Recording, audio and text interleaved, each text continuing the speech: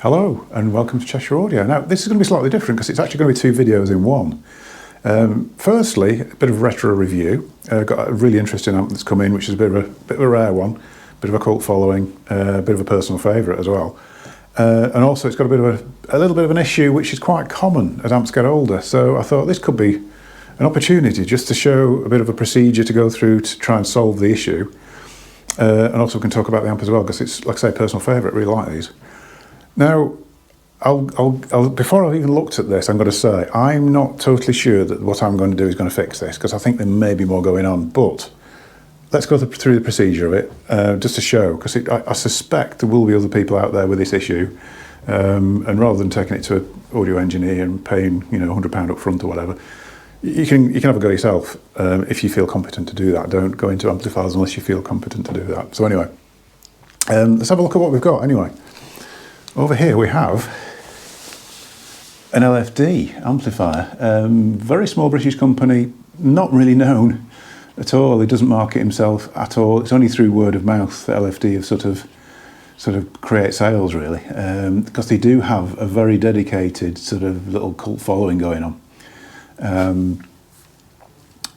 Designed by Dr. Richard Buse, I think his name was. Totally obsessive. I mean, every component he sort of says that every component creates its own sound, and you have to match everything together. You want the short earth paths. Everything needs to be as minimal as possible. And his obsession does pay off because these things are brilliant. I mean, it's like I say, one of my favourite amplifiers, the LFD, and they have this sort of holographic imagery sort of thing going on. That's ridiculously natural mid-band. They just do things they shouldn't be able to do, really.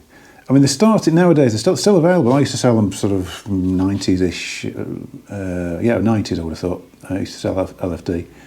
And prices nowadays seem a little bit more skyward than they used to be, from memory anyway. I can't remember how much they used to be. I mean, this is an what's it called? The new chassis. NCSE it's called. I'm more familiar with the Minstrel from years ago, and what's it called, the Zero. They did a really great little phono stage and a little preamp that was really nice. Quite a nice little range of products, really nicely finished and everything. Not that familiar with this one at all. Something I've learnt yesterday, in fact, after doing a bit of a Google on this, because I wasn't really aware about it. I didn't realise what LFD stands for. It stands for low fuzzy distortion, which is a bizarre thing to use as a nameplate. But anyway, LFD, yeah. What else do we need to know about it? Anyway, yeah, nothing really. Let's go on to have a look at the fault. What I'm going to do is I'm going to take the microphone off myself and I'm going to put it next to it. I've put a speaker here, so basically you can hear what's going on and hopefully hear it not going on after I've had a go at it. So yeah, let's just stop at this point and I'll just move the microphone and the camera around. Okay, so I put the mic down near the speaker. I'll probably sound like I'm miles away now. I'll probably equalise my voice up a little bit when I edit this, just to try and compensate for it, hopefully. But hopefully what you'll be able to hear is, when I touch the volume control and sort of move it any amount, you should hear a crackle.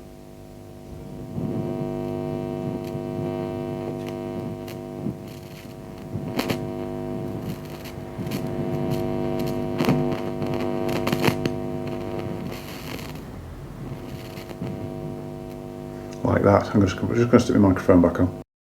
So what's going on there is that the volume control has basically a copper track that it follows internally, and as they get a bit they get dirty with time, and it makes and breaks contact as you turn the volume up, so you get this sort of crackling noise.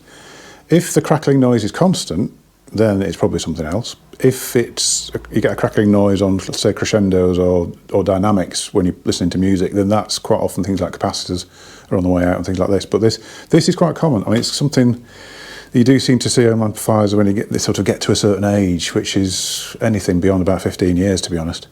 And usually, what I'm going to do will cure it for a length of time until it needs doing again, really. When it gets to the point where it doesn't cure it anymore, then you need new volume control. But that's usually way into the future.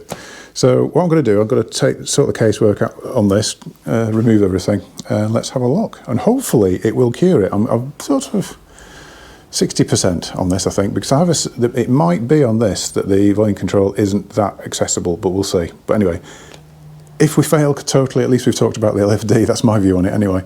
Okay, let's. I'll take the lid off and we'll have a look inside. Okay, so that's the lid off. The little light there is I've just used my mobile just to light the internals a bit because it's quite dark in here. But internally, these things, I mean, the construction is quite wonderful, really. I mean, everything's all separate boards. There's big array of caps on either channel. Very similar, actually, internally to the Atolls, like the IN200 and things like that. Very, very simple. Decent quality cables connecting everything up, and just very, very simple and nicely laid out. Anyway, volume control. So, volume control here. So, follow that through. The other side, we've got this little pot here. Now, the thing to look out for is, I don't know if you can see on the end of it where the end of my finger is there, if this will even focus on that. There's little access holes, there's usually a couple of them around the cam of the volume control. Now what you want to try and do is get a bit of switch cleaner. So I've got some Service-Sol switch cleaner. So that's a cleaner plus a bit of lubricant in it, which is kind of what you need for volume controls, really. So what you're going to try and do there, if I can do this whilst filming, is you get the end of the nozzle against the hole and just give it a bit of a zap. And then what you want to do is just backwards and forwards on the volume control. Obviously this is all unplugged. Should have said that beforehand, really, shouldn't I? But what you want to try and do is work that into the pot a few times. What I tend to do is just do that for a while, and then we'll go in again, just give it another zap.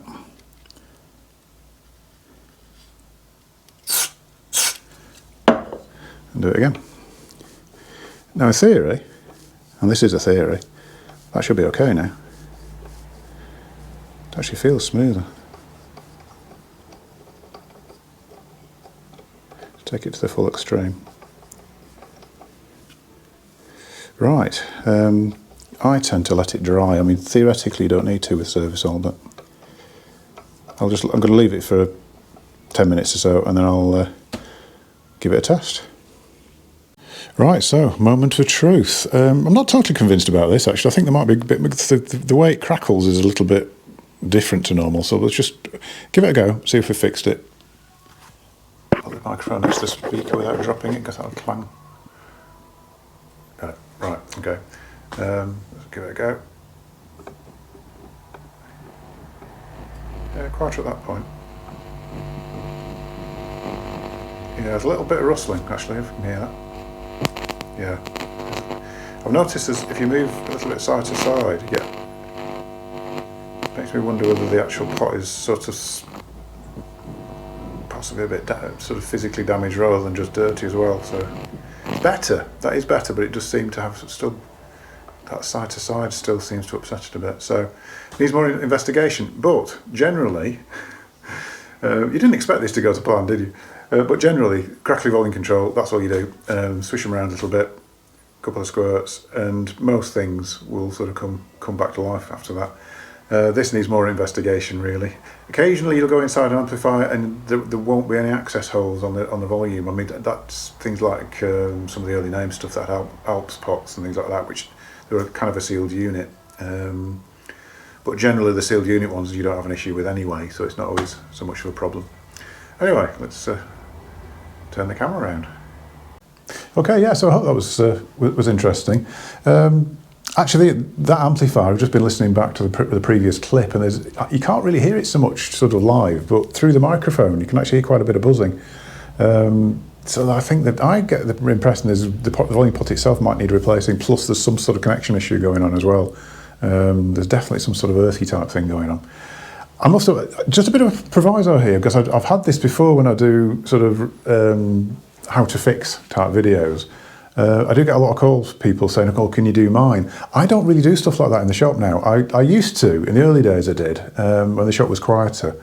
It's actually, I actually find it difficult to find the time to do it, because I'm not actually an engineer. A lot of the jobs I do are purely on sort of experience in the shop, really. Things that I've just done and learnt as I went along and picked up. I'm not actually a fault-finding engineer, really.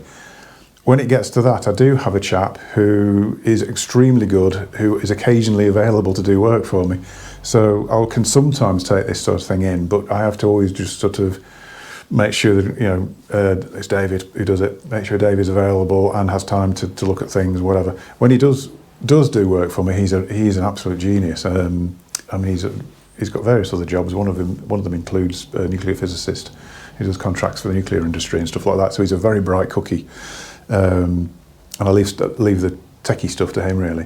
But switch cleaner on volume control, I mean, that's a very straightforward do-it-yourself repair that would save you, like I say, save you money if you know, your usual engineer would charge, you know, what, I don't know, £100 to take a lid off and squirt something, whatever, easily, really. Because the people who don't charge like that have all gone out of business. I mean, it's a bit of a sad thing in the industry at the moment. There's very few repairers, and it's only the ones who ask for a big payment up front.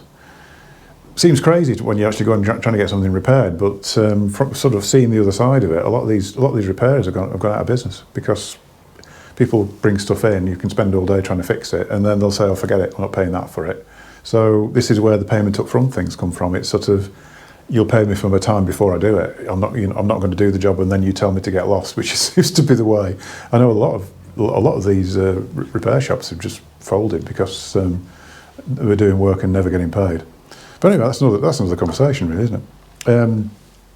Yeah, back to the do-it-yourself thing. Only go in there if you are confident, and never go in there with anything plugged in. You need to check it and double-check it that you've unplugged everything before you even go anywhere near taking the lid off. But like I say, it's just one of those little jobs. Most of the time, a bit of squirt switch cleaner in the volume control will sort it. In this case, no, obviously, because I'm doing it live on video. Anyway, so I'll end it there. Thanks for watching. Don't forget to give a subscribe and a like. I will see you in a future video. Thank you very much.